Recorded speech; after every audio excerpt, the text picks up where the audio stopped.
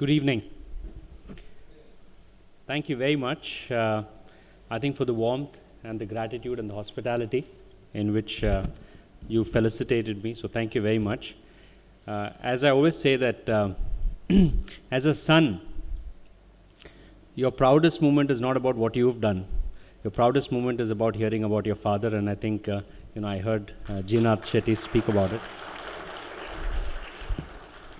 My father would have been very proud to see me where I am today, because he always had an ambition that I should reach a particular stage.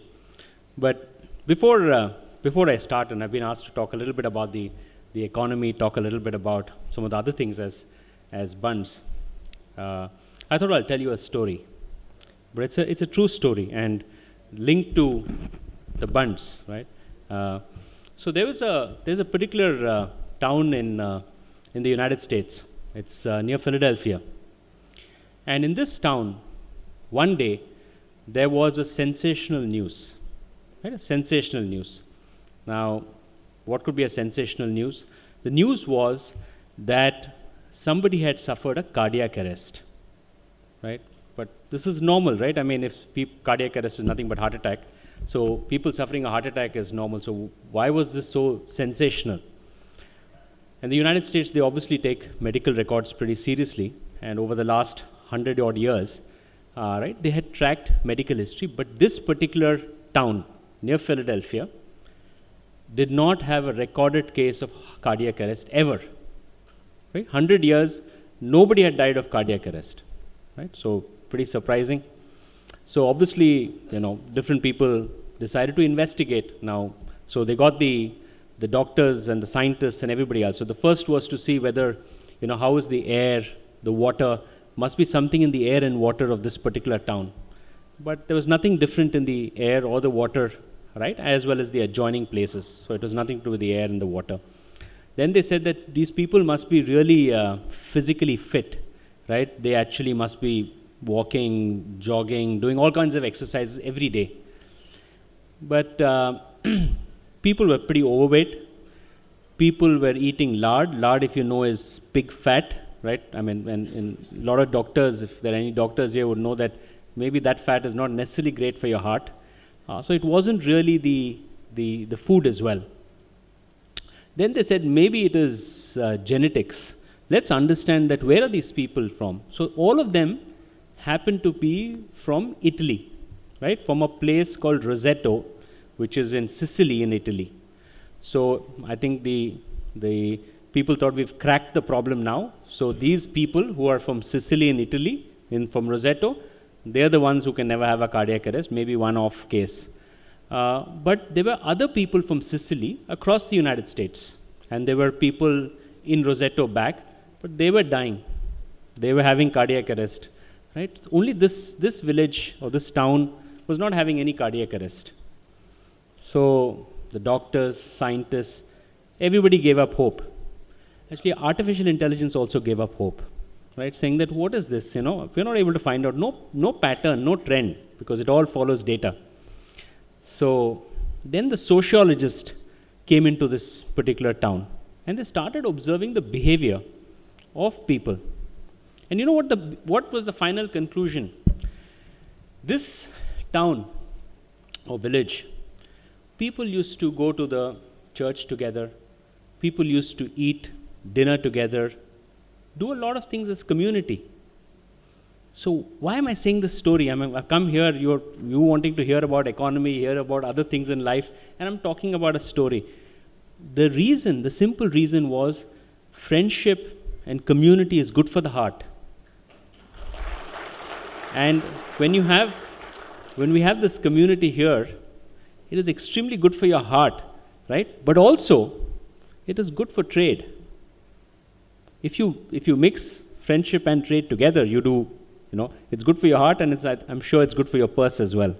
So really, I mean, first is, sort of to talk about the community, because I think community is important in this, and this story was just a reflection. This is a real story. This is not a false story, a real story, because friendships always help, and I think community always helps. And when I was growing, my father worked in Vijay Bank, and father had probably, I think, was responsible for the employment of many people. And I used to get quite irritated. What is all this giving employment and all? It should only be merit. Why are you giving employment to or helping people? I did not realize, as a young child, I did not realize that, when you support, you help people with the first job, first opportunity, it changes their lives, right? And he was doing that. I couldn't understand it. I just thought he was just trying to, everything was community, but I didn't understand at that time. But anyway, I think we'll come to the community, but I thought first let me talk a little bit about, India and the way I see India. And please do feel free to, stop me where you think I'm going overboard or in terms of time. I'm, happy to keep it very, very limited. You have better speakers, and I mean, I was fascinated by the resilience and the story of Mr. Diwakar Shetty. I think absolutely fantastic. I think most people will learn, and I think that is what, for me, there were two things that I saw today. I mean, before coming here, one was, of course, Mr. Diwakar Shetty talking about the setbacks and the failures, and we always say in leadership, at least when I interview, I don't ask about how many times you've been successful. I actually ask about how many times you were not successful, and then how did you come out of it, right? That is the first thing. And the second was, Mr. Mishra showed something which is absolutely today's. I'll talk a little bit about AI, but he got the kids on, and for me, the kids of India, they're going to make a change to this country. They're going to change the lives of this country. So, so both, I think, both fascinated to see. But just to, take a step back, there are two or three fundamental things happening in the world. One is the Russia-Ukraine war is what you're seeing. But if you look at from a volatility, from a global perspective, the number of risks, the number of incidents, there are more incidents in the last 3 years than there have been in the last 100 years. So the world is becoming really, really volatile. And for the first time, you really don't have leadership in the world of a particular country. The United States is no longer that one country, or the USSR, of course, sometime back, is no longer the country that can control the narrative. So you are seeing a leadership deficit across the world. So that is something that is very, very clear. Why am I saying this? Because India has that role now to take on that leadership role, to take on the fact of unifying countries, bringing people together. So it's a really great opportunity from an India perspective. Second, if you look at it, there are 2 or 3 concepts that are coming. One is India as office of the world. I think Morgan Stanley has spoken about it. And India as the factory of the world. And I'll talk a little bit about that and come to agriculture a little bit later. In the past, India was considered as the back office of the world. Anything that is commodity, anything that can be, done with least of skills, that is what, we will send it across to India. These guys really don't have capability. They're a sweatshop. They will do whatever you say, and they will do it cheap. So let's send it across to India. But now, that has started changing dramatically. So, I mean, there's a company called JP Morgan Chase. It's a bank. It's a $400 billion valuation bank. 40% of that bank, really run the bank, in some sense running the operations of the bank, is done from India. 40% of run the bank is done from India.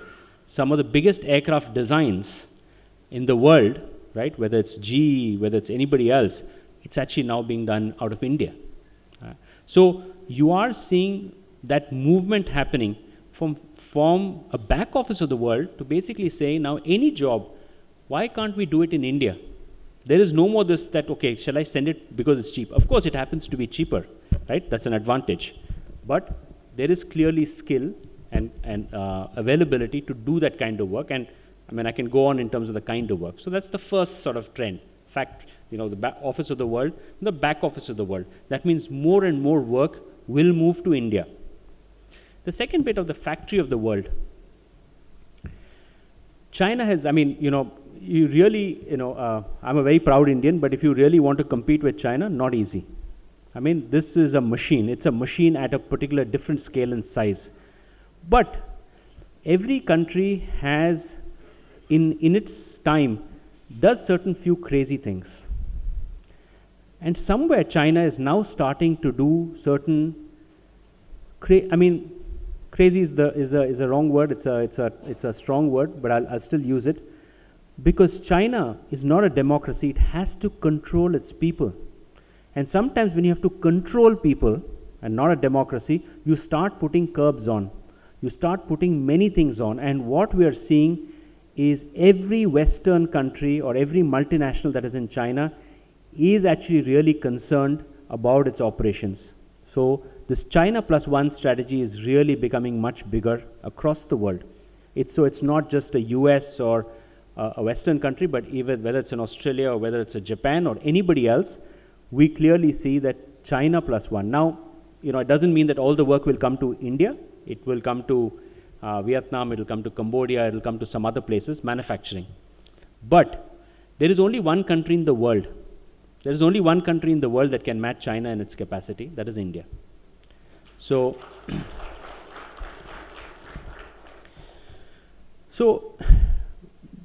and when I see from my vantage point of various multinational CEOs coming into India, you are going to see, and with the PLI schemes and everything else that the government is trying, you will see more manufacturing move into India. And when that combined with technology, which is Industry 4.0, adding artificial intelligence and others, I think that will make a massive difference in terms of India. Otherwise, competing purely with China is not going to be simple. And by the way, on AI, and Mr. Mishra will confirm, China is far ahead of us. Right? China is far ahead of us, both in terms of course, in terms of just the AI bit, but in terms of chips and everything else also. I think it is clearly there. Then the third bit is in terms of agriculture. And agriculture is, a significant part of our country still is involved in agriculture. And what's happened in a lot of the Western countries is they have given up agriculture. If you go to the UK, it's a purely services country. It really does not grow anything. Not that they made anything tasty or not that they grew anything before. But the fact is, now you clearly see a change where we have the potential to do a lot in agri. And then that combined with certain governmental initiatives. And I'll just talk a few in terms of, sort of my own examples in terms of dealing with the government. Right? So, I'm working with the Chief Minister of Uttar Pradesh to help them go from a $240 billion to a $1 trillion economy. So, we are actually working with that. Uttar Pradesh is a fairly difficult place, not so easy, right? In fact, when we were doing this study, we did a brand study, because it's very important to understand a brand study within India, to say, this is both for India and outside, but within India we did a study to say, if you want to invest in UP, right? So we said, what is the first name that comes to you when you think of UP? And the word that came from the India population was Mirzapur. If those of you have seen OTT, you will know what is Mirzapur, right? It's the Wild Wild West. So that's what people think of UP. But let me give you a couple of examples of having worked with the Chief Minister. And of course, Chief Minister looks like a religious guy and things like that. But let me tell you, he does not talk anything about religion to at least us. He never talks, and he just only talks business and very particular to the point. So two things. One was to make UP 1 trillion, we said that you need to generate 10 times more power. And of course, it's not a known fact, but in UP, 17% of electric vehicles of India are actually in UP, but they don't manufacture anything. Second data point, Lucknow is the second largest consumer of YouTube in the world. Okay? It's an interesting thing. I also did not know that. I was talking to my friend who's a CEO at Google, and he said that Lucknow is the second largest consumer of YouTube, right? So that means they're quite digitally savvy. So we told there's one problem. They need to generate 10 times more power, but 26% of power is lost, right? Chori hota hai, right? And who does the maximum chori? Actually, it's the farmers. Actually, it is the farmers. Now, this is a very touchy topic. Nobody in Indian politics wants to touch farmers right now, because it's a very dangerous thing, right? Why would you want to touch? So the bureaucracy said, Mr. Shetty, don't bring this topic to the Chief Minister. he will shut it down. And I said, I think we should tell him, if he doesn't want to do it, he's the chief minister, so there's nothing much you can do about it, so let's move on. He heard, so he said, okay, what's the national average? 26% is lost in UP, we said about 12-13%. He said UP should be 8 or 9% maximum. So the bureaucrat got up and he told Yogi ji, but aap jante ho ki, who's taking this power? He says, koi baat nahi, move ahead. Second part, there is a place in Meerut. So if anybody wants any car part in the world, right, you will get that car part in that particular Chor Bazaar in Meerut. It's managed by the criminal mafia, right? Any car part you can get. And really controlled by mafia. It's been going on for many, many years. In one day, he raised the whole thing. I'm not saying necessarily that's the tactics that need to be done, but you're seeing something very different happening in India, right, at the governance level. Second, I was with the Orissa Chief Minister.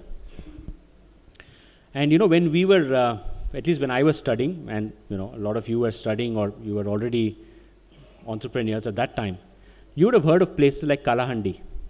Kalahandi was a place in Orissa where people would eat once in 3 days. And sometimes they would resort to anything that is there on the ground or otherwise, they would eat that because that was the level of poverty, Kalahandi. 70% or 75% poverty levels in Kalahandi. You'll be surprised to know now that Orissa is the third largest contributor of rice to India. From a rice deficit state to the third largest, it's not the biggest state, the third largest contributor, and Kalahandi's poverty level has fallen from 70% to 15%.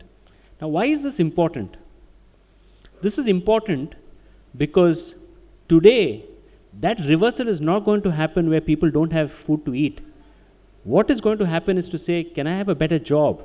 Can I have a better education? But not about where do I get food. It's actually incredible. And the latest Niti Aayog statistics also tell you, right, something similar. If you look at FDI,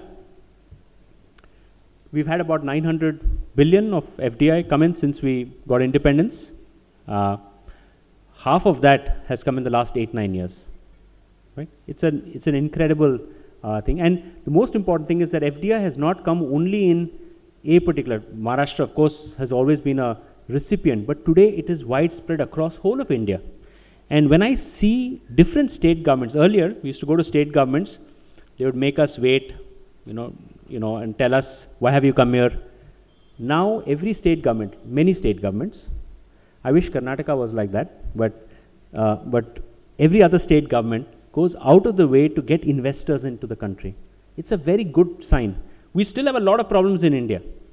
Don't think that everything is rosy, but it's changing. It's dramatically changing some of these things. And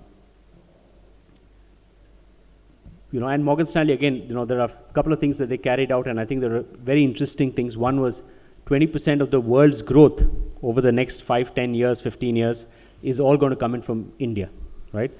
Talked about 5 trillion, 7.5 trillion, 2031 is 7.5 trillion.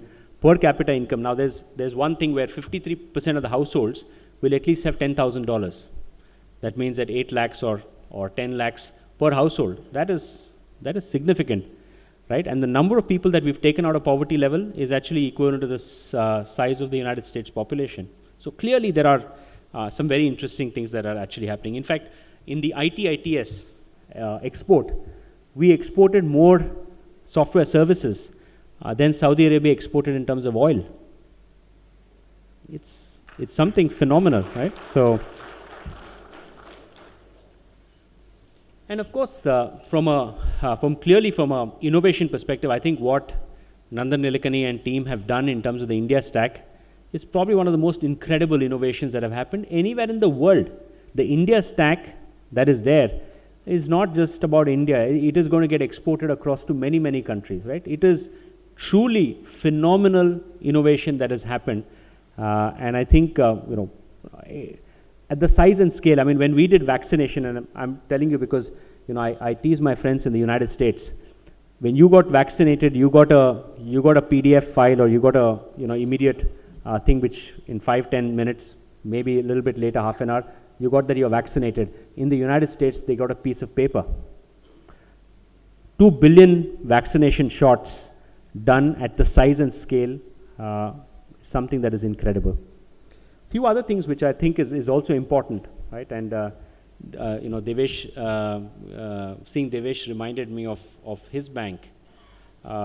Today, HDFC is $120 billion market cap. Just to understand that is 5 times or 6 times Deutsche Bank's valuation. That is more than the Citibank's valuation, right? It's an incredible story. Indian bank, completely Indian bank, run by Indians, right? Doing that. 25% of Google's manufacturing is going to move into India. 25% of Google's manufacturing. Google already not Google. My apologies. Apple. 25% of Apple's manufacturing will move into India, and Apple already in India is more than 50,000 crores. But that's a very small number for them. They will actually be, more than probably about $50 billion. That's their 50 billion from India. So, you clearly see, where the country is actually growing. And of course, if you clearly see, different people, whether it is Microsoft has committed to 150 billion into India, Google's done 10-12 billion, Amazon has done 15 billion. You see the big companies, they're all investing into India. So, so we're doing something right. But most importantly, we've moved away not just from services to actually manufacturing. So the semiconductors, right, the defense, you are seeing now many more parks coming in. Pharma, I think we are the pharmacy of the world. Of course, taking pharma beyond, for example, generics, I think is one thing that is very important as well. But now I'll talk a little bit about the third or the fourth trend really in terms of AI. I think Devesh has spoken a lot about it, so I really don't need to do it, but I thought I'll give you a few examples because at the end of the day, it's about how you make your business more productive. Right? I think that is very, very important. So let me give you a few examples, Indian examples, not overseas examples. So Unilever, for example, today does something called commodity price forecasting. That basically means that I'm able to procure any commodity, and commodity, most of you are entrepreneurs here, commodities have a significant amount of fluctuation. So the ability to buy better, that means the ability to buy tomorrow or day after or 5 days later or 1 month later, can have a big impact on your profitability. So when we did this project with Unilever, and Unilever is known as the best buyers. I mean, they believe they're the best buyers. So they said, what will a machine teach us? I mean, machine ko kya aata hai? I have 25 years of experience in Unilever. Are you telling me that you'll teach me how to do business? Right? And we said we'll do parallel. You do whatever you do, we'll do with the machine. And the accuracy level of the machine is 97%, the human being is 82%. Right? So that means, am I able to buy better? Because what you use technology is the ability to say, can I do things much better? So today you have Seat, which is right here in Mumbai. Seat is now thinking of how to sell a tire per kilometer, not to sell tire as a capex, not at 50,000-60,000 rupees, but can I sell tire per kilometer? But that will depend on which terrain, which driver, which fleet, and all of IoT devices connected will help you. So things like that. Or you have Piramal Glass here. There were 400 people in Piramal Glass. You know what was their job? Their only job is when the glass comes out, it's hot, it's done at some very high temperature. They would wait for it to cool. They look up, they look down, they look everywhere to see a defect. 400 people were only doing this. Now with visual inspection, you don't need the 400 people. You actually made it much more faster, and you're able to identify a defect, including the mold that is causing the defect, rather than just looking at things like that. So it was very interesting when the Seat thing happened. There's an interesting aspect, which is to say that if there is rain in a particular village in Malaysia, rubber prices will increase. This, all the people, I mean, these are experts, they've been spending 30, 40 years. They weren't aware of this fact, but it's just intelligence. So how do you use AI or any technology? Ultimately, it is run by human beings to actually give you a comparative advantage before somebody else comes in and disrupts your business. I think that's very important. So if you really look at India from the demographics, from the kind of talent that we have, from the political will that we have, I mean, governments may come, governments may go, but I think we have moved in a particular direction that is not reversible. We'll have a few things, state elections, we'll have free this, free that, but largely we're okay on the track. And when you see the younger children, younger kids, I think it's an incredible talent. They are much more smarter than we ever were. And I can tell you this.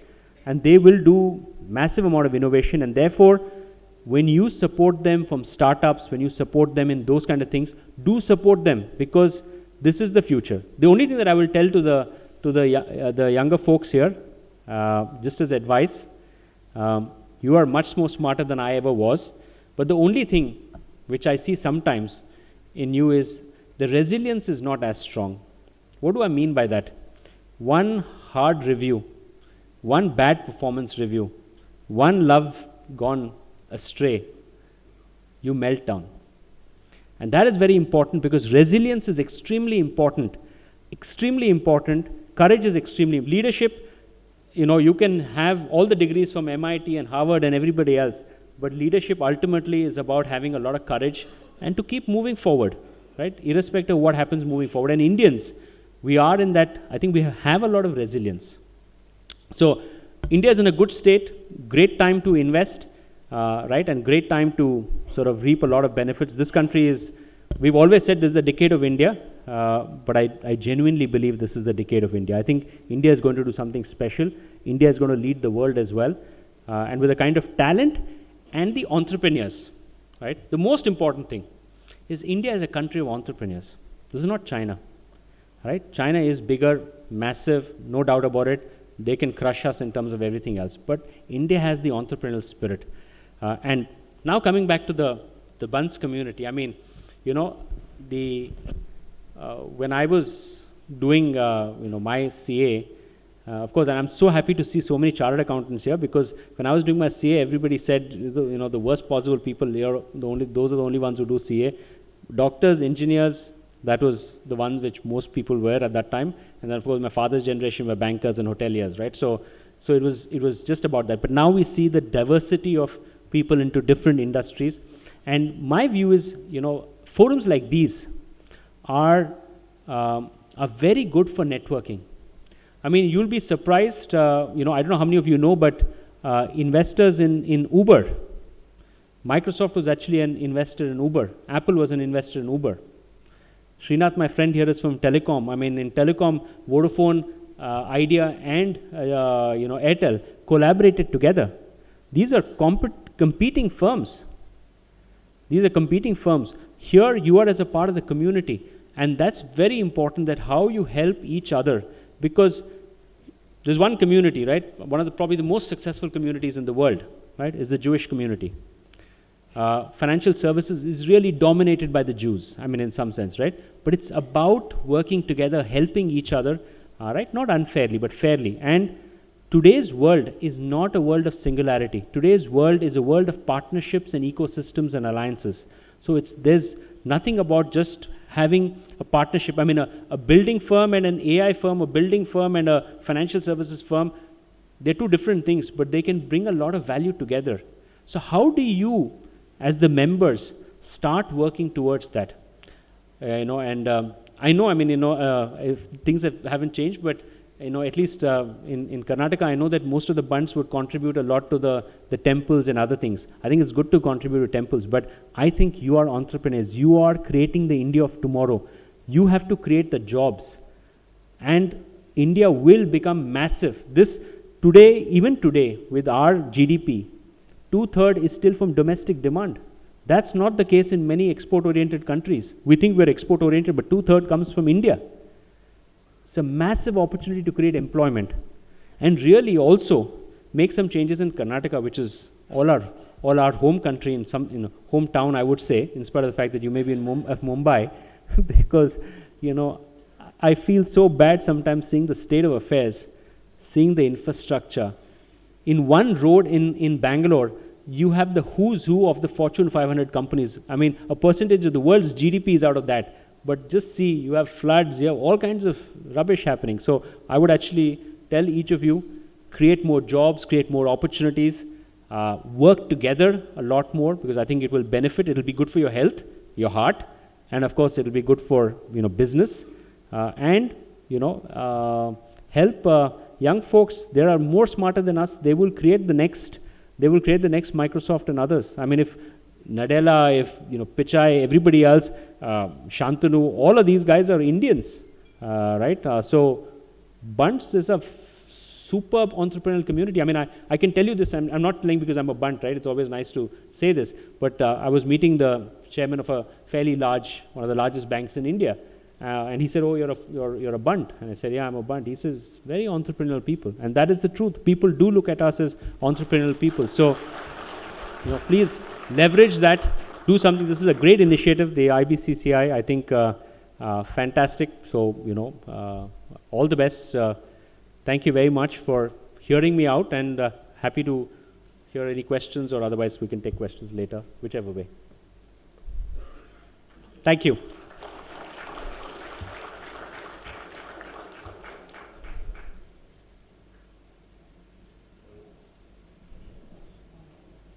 Hello. Romal, it's a real pleasure listening to you. A lot of insights you gave us, right from UP being the number one in terms of downloads. We thought UP was all Anguta Chap, but the amount of downloads. And one point which you just brought about our home state, Karnataka. So we already, as a Chamber of Commerce, we already made a delegation to the CM's office, in terms of improving ease of business. As of right now, what's happening is most of the people have migrated to Bombay, wherever, Gujarat. So we just go most of the time into a home state for temples, religious function, spiritual tourism. So there's a great opportunity, and they come back, investment is across the country. One of the problems is actually about the ease of business. While we say home state and all, there's no ease of business. You also confirm the same. So in our delegation, we seek your presence also, being part of Deloitte. It will help get some investment, get some employment into a home state. Why do people have to move out? So we seek you to be part of a delegation, like our president and vice president have already said. We want you to be part of our advisory board. As a CEO of Deloitte, as a Bunt person, we're really proud of you, and we would like to make use of your good offices there to see how we can actually facilitate ease of business. We would like you to see, how you can actually support us in that. Thanks. No, absolutely. Happy to support. Like I said, I think, absolutely happy to support. We still have a lot of work to do with the politicians, not the easiest ones in Karnataka, but I'm sure that you have better persuasive skills, so I will, of course, happily be supporting you. Thank you so much, Romal. Thank you. Kishan Anna?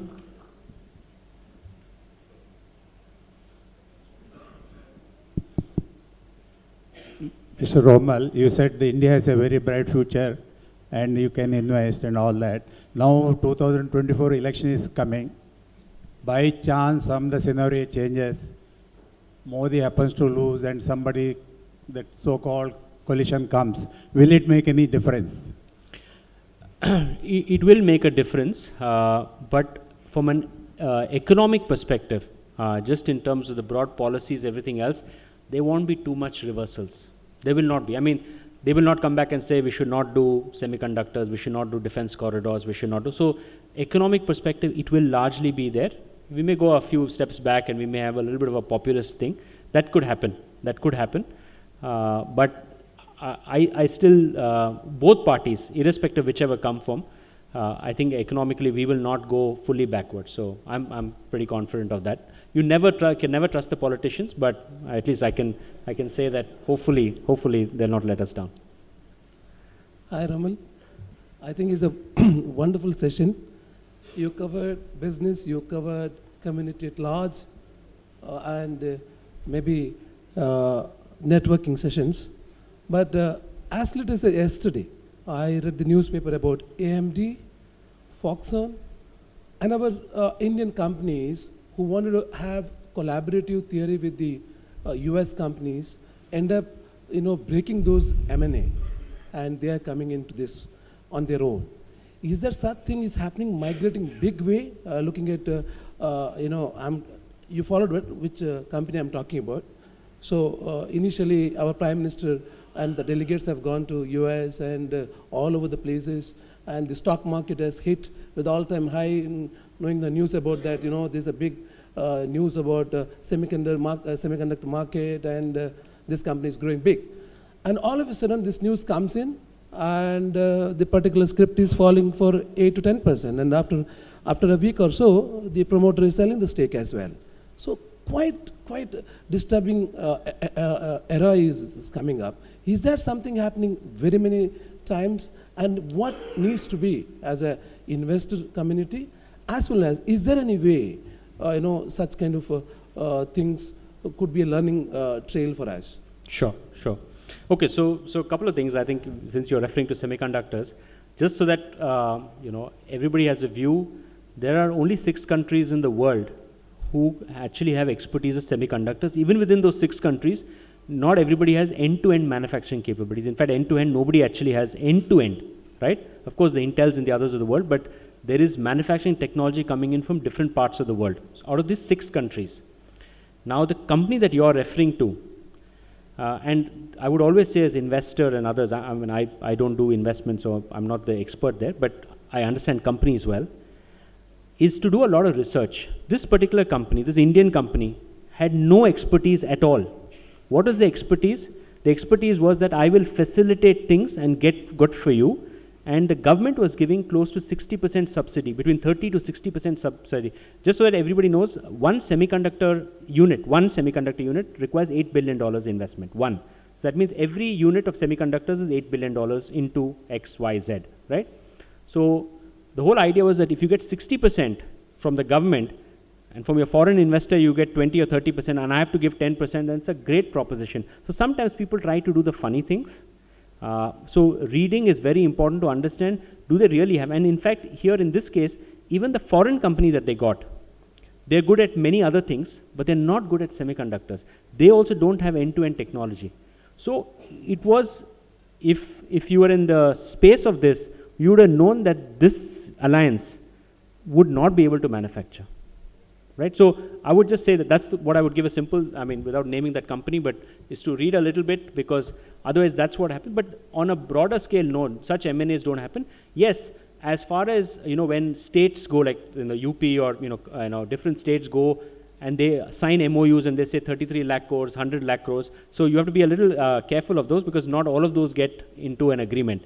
But in UP, for example, 33 lakhs was announced, 10 lakhs got signed, 10 lakh crores. Right, so you clearly see a difference also. So, but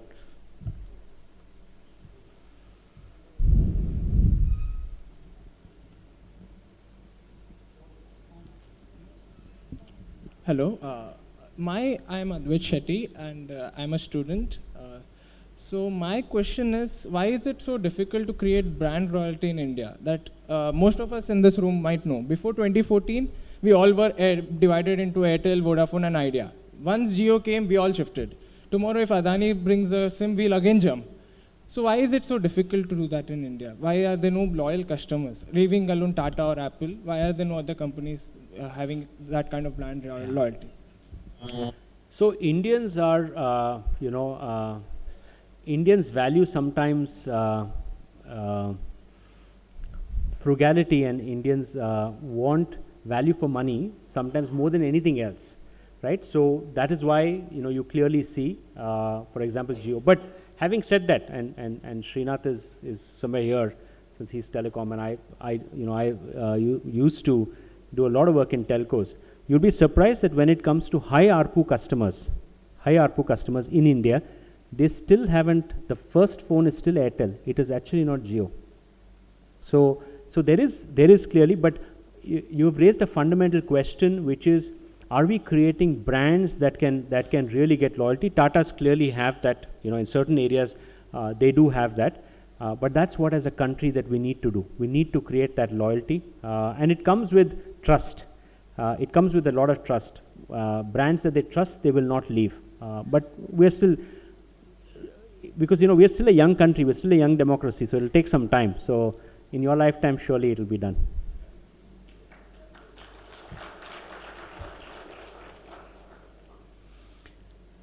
Okay. Sorry, yeah.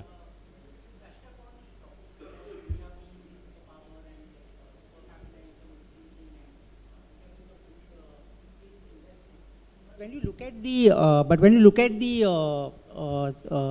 perception about the world, about India, and the happiness index in particular, we rank very less. We're very low in the triple digits, in about 145, 147 number.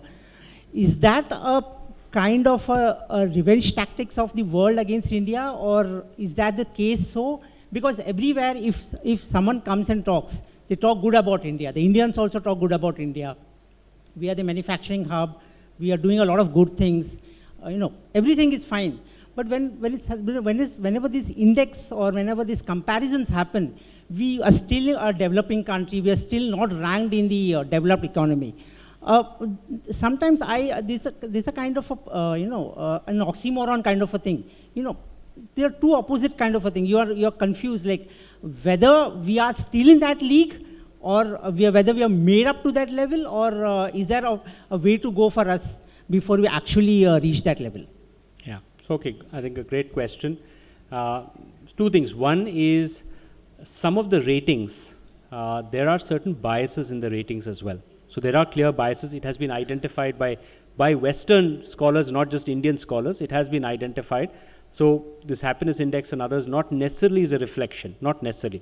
Having said that, there is a time in every country where unfortunately we have to work much more harder.